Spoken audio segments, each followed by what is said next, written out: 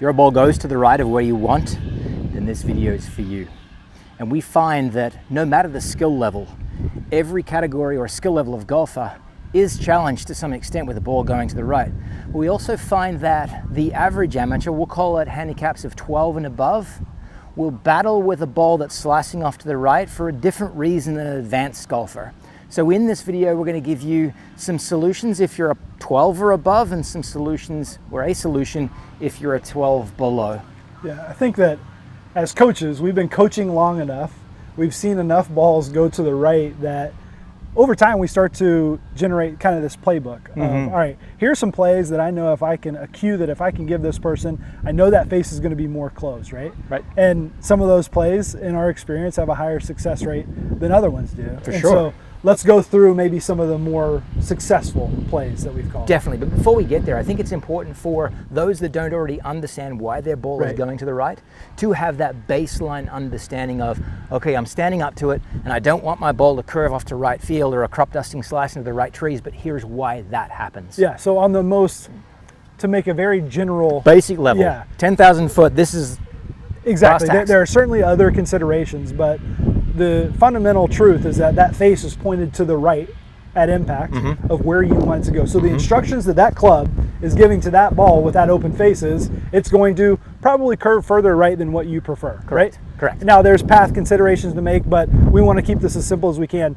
I want to make sure that that face gets left somehow. All boils down to club face. Okay, so let's start with the higher handicap player. So the first place that I'm going to go is I'm going to look at statics. I'm going to look at before they swing. Is there anything that I can change about setup that will allow for that club to close a little easier?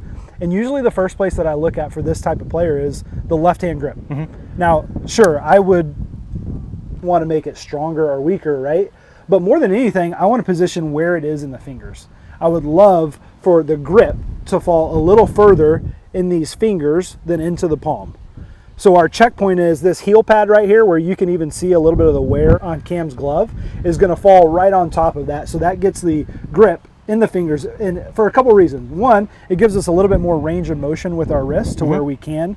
We'll get into our second point of what we want to do there. The way I like to feel that sometimes is just to hold an implement that's smaller. And holding an implement that's smaller, whether it's a pen or in this case an alignment rod, feels far more comfortable holding it down in the tips of my fingers in this kind of first knuckle intersection than it does holding it up in the palm. It feels like I can't do as much to it, which I need to do to it to close that face, in the palm as I can in the fingers. There's that really good image of if you were going to pick up a suitcase by the hand, or something like that, to get it into your fingers, which I love that image. Pick it up that way, right? Yeah, exactly. So that's our first one. If that grip is more in the fingers, I know that it's going to be easier to close that face. Okay, right? Cool. Okay, moving That's the on. first check. Second, let's move on. Dynamics, in swing. Okay. I'm looking for some kind of a handle twist. Now, when that happens is dependent on the player. Yep. But here's what I'm looking for. I'm looking for this club to just rotate about itself. So we're just rotating the shaft. This is like a screwdriver, right? Yep. We're not bending it this way or that way. All we're doing is in spaces, we are turning that shaft about itself right there. So that creates some left wrist bowing, right? Or some flex in that left wrist. Normally the cue that I'll give players is to feel like that Titleist logo on the grip starts to point down towards the ground a little bit earlier, and you can see that that face starts to point down towards the ground. And another kind of point of clarification there, it depends when you should feel this, depends on usually the quality of player that you are, your handicap, right? Certainly. Yeah, so for a higher handicapper, we probably need to get that in a lot earlier.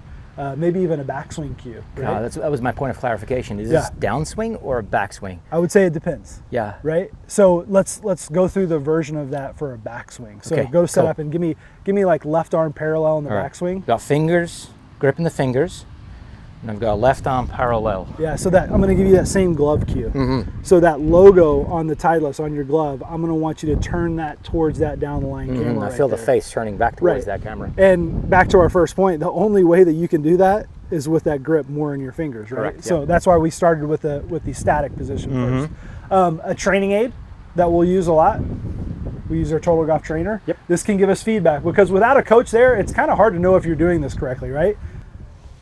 So once halfway back, he's starting with that little red ball right in the middle of his forearms.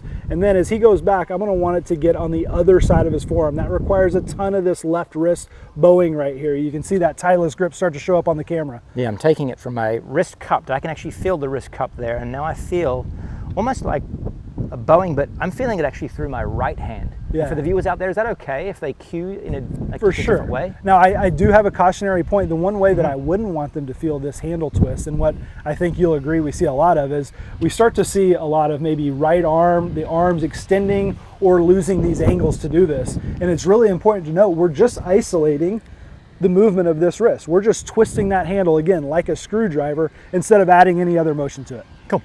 Okay? What about downswing? Well, I'll go better Same play. sensations? Oh, sorry. Same sensations for the average amateur out there, Yeah, 12 exactly. and above?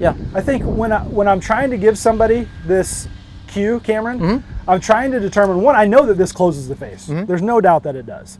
I'm trying to help them figure out, when do they start to feel it? What magnitude do they feel? Do they feel like they're doing a lot or a little? Yep. And then kind of how long do they feel that? What's the duration of that feel, right? So that would involve hitting some shots, actually experimenting around with it. 100% trial and error here. Yeah. And feedback that we're looking for when we're doing this is what? I want the ball curving left of left. Okay, here we go. I don't care if you're over curving these. I want you to start to see, if you're a player that has that ball curving right, I want you to start to see, even if it's a pull hook, I'm fine with that. I just want to see that face. I want to see evidence that that face is closed. And we got a nice tight draw right there. So whenever you felt like that, Yeah. just do that. I felt it. Backswing and downswing. Yeah, okay, Is that perfect. okay? Yeah, so now we know what you need to feel. Okay. All right, let's talk better players. Beautiful.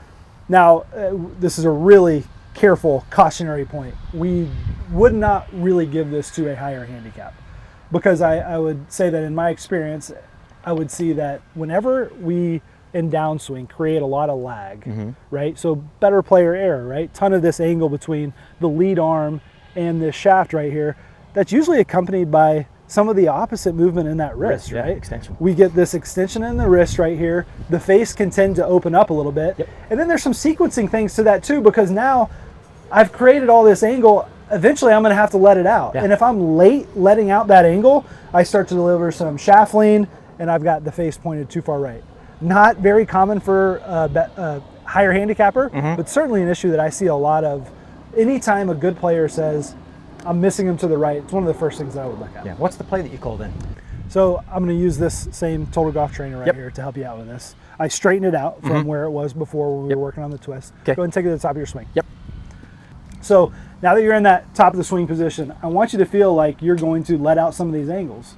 And as you let out that angle, you see that that red ball starts to get more in line with your forearm. Again, this is like the death move for a high handicapper. I don't want them feeling like they're throwing and casting from here. But for a better player that's creating all that face opening and lag and angle and narrowness, this is a beautiful thing to kind of widen out that structure between the left arm and the club. I feel like the ball is going back and trying to get between my arms. Yeah, perfect. Versus moving away from my lead arm. Yeah, and again, we just want that kind of feedback in your practice, because this happens very quickly, right? Okay, I'm gonna give it a shot. Okay, give it a go. Feels like it's gonna make the ball go higher as well. For sure, we're gonna add a little bit of loft here as well, no doubt.